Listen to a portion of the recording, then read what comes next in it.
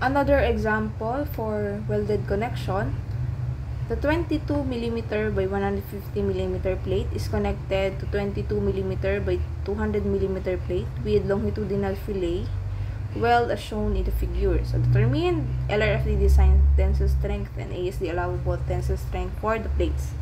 All steels are A36 with Fu equal to 420 megapascal and Fy equal to 250 megapascal. Okay, kung napapansin nyo, dalawa silang plate. Then, yung thickness nila parehas. Okay, so sa tingin nyo, anong plate dito sa dalawang plate na to yung magkakos no failure?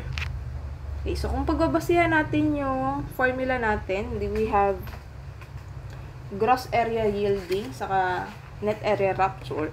So pagdating dito, yung net area natin equal din sa gross area. Ang problema lang, yung net area natin dito is subjected to shear lag factor.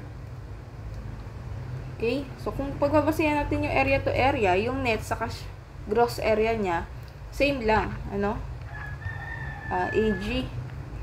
So, area gross ng unang plate natin is 200 by 22.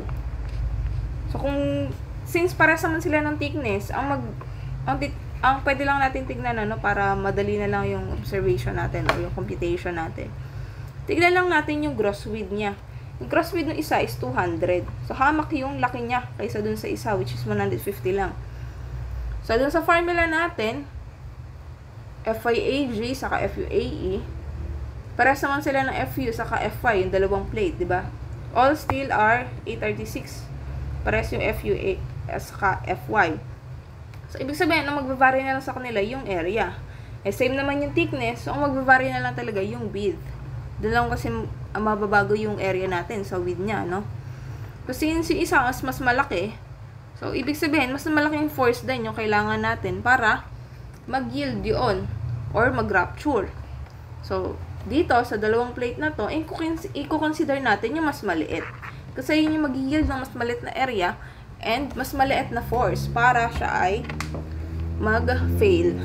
Okay, so, we will consider this plate, si PL22 by 150.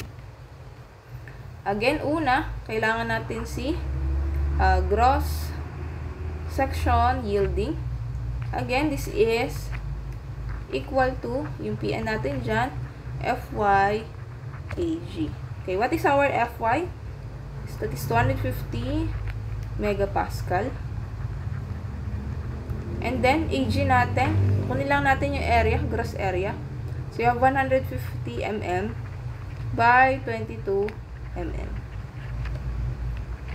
That is 250 multiplied by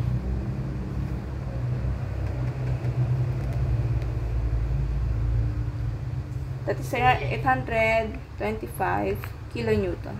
Okay, convert na natin sa kilonewton. So, how about for LRFD of this? Have V 0.9. Okay, VPN 0.9 of 825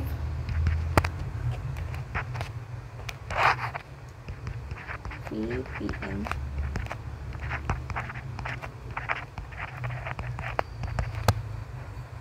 Ito ngayon ay 742.5 kilonewton. Then for ASD naman,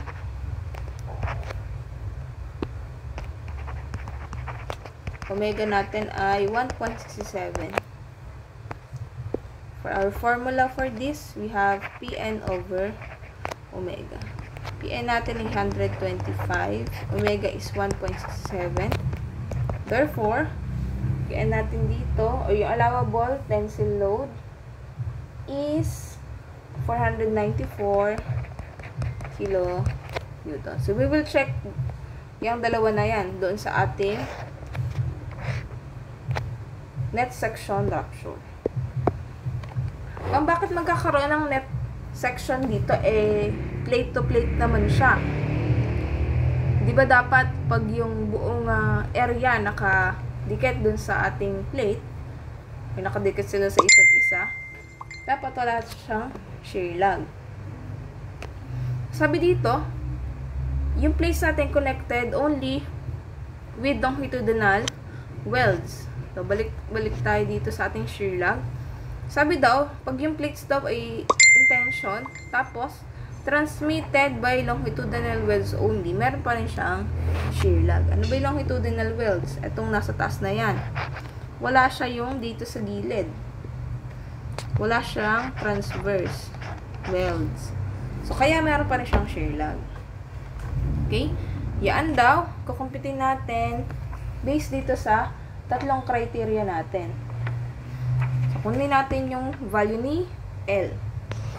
And then ni W. Okay, ano yung value ni L natin?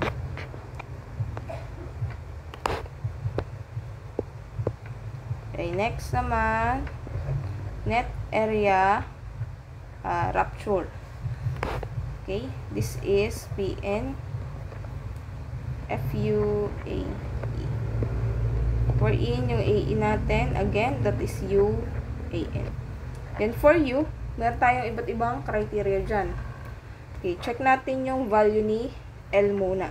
Yung L natin dito, since same naman yung top and bottom, that is 200 mm.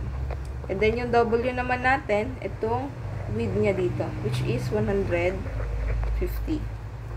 Eh, ano ba yung criteria natin? Sabi, una, if yung L daw natin is greater than 2W, L ulit natin, L is 200. Greater than or equal ba siya ng 2W, which is 150. Ba, 150W natin. Tapos nga natin dito. W is 150. So, this is 200 should be greater than 300. So, hindi. So, hindi siya nag-satisfy dyan. Check natin yung pangalawang criteria. So, 2W, that is 300. Greater than L, which is 200. Ano ba yung 1.5 of W? Ito tayo, 1.5 ng W. Times 150. 2.25. 2.25. 225.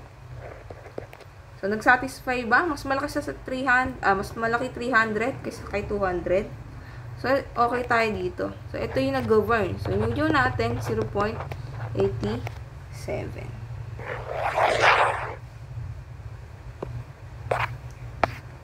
Tayo dito. Ayan.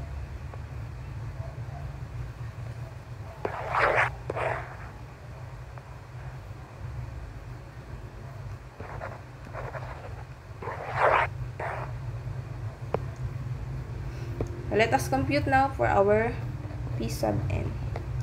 Fu is 420. 420 megapascal.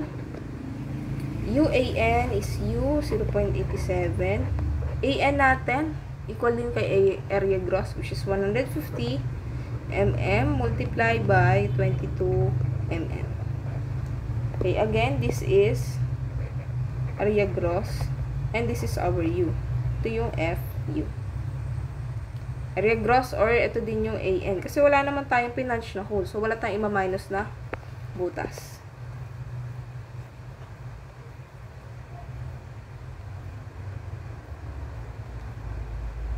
Ay, teka. Mali pala tayo. Ano ba yun? Hindi pala siya nag-satisfy dito, no?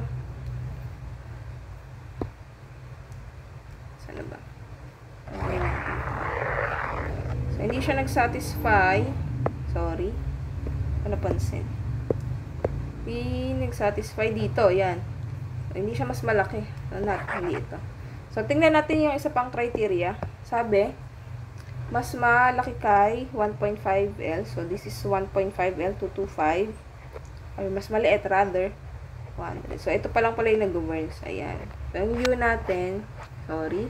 Ito pala, dito tayo nag-worms. Ito. Itong part na yan. Ang W natin is 150. Siyempre, mas malaki siya doon. Ito is 0.75. Then, 150. Okay, so yun natin is 0.75. PN is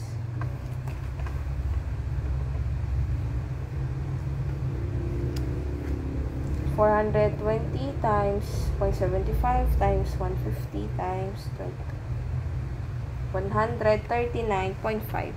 1,039.5 kilonewton na to. Okay, let's check yung ating LRFD saka ASD. Okay, for LRFD, fee natin is 0.75. This is equal to fee PN 0.75 of 0.5. So we have 779.6 kilonewton. Then for ASD,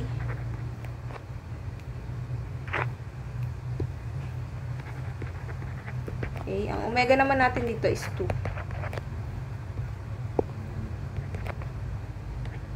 PN over omega.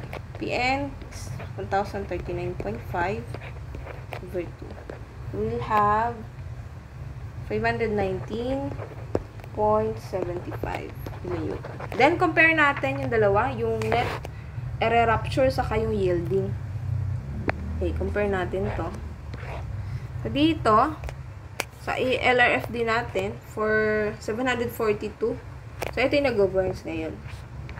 Si gross section yielding, 519, so, ito pa rin sa ASD, si gross area yielding pa rin. Ayan. So, that is how we solve for welded connection. Pag longitudinal lang yung welds. Okay. Isa pa nating case, kayo na yung mag-try for your assignment na lang. Gawin nyo, same netong given na to. Ang pinagkaiba lang, gawin nyo na lang is this, ano, for your assignment na lang to. To be submitted on Tuesday, sa kahit kalahating yellow pad na lang. Kakasya naman yata na yellow pad.